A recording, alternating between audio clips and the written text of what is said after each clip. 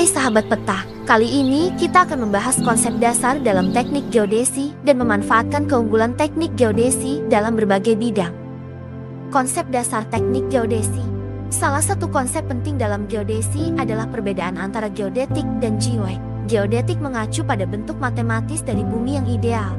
Sementara geoid adalah permukaan yang sesuai dengan nilai gravitasi yang sama di setiap titik. Memahami perbedaan antara geodetik dan geoid sangat penting dalam pengukuran presisi dan pemetaan yang akurat.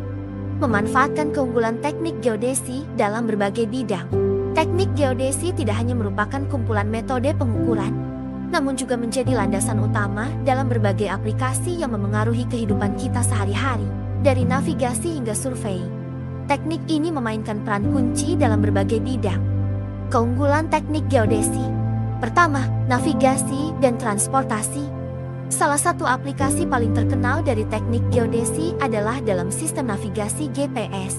GPS memanfaatkan jaringan satelit untuk menentukan posisi di permukaan bumi dengan akurasi yang tinggi.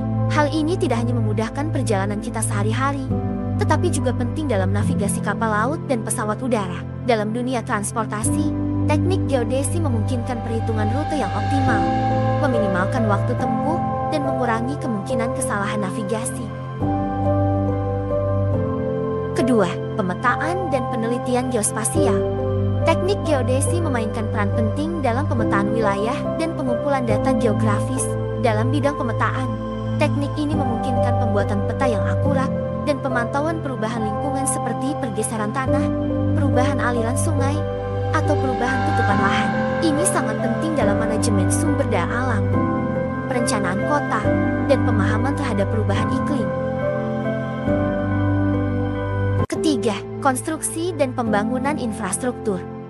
Dalam industri konstruksi, teknik geodesi digunakan untuk menentukan titik koordinat yang tepat, memastikan presisi dalam pembangunan jembatan, gedung, atau proyek infrastruktur lainnya. Penggunaan teknologi pemetaan yang canggih membantu mengidentifikasi dan meminimalkan potensi kesalahan dalam perencanaan dan pembangunan.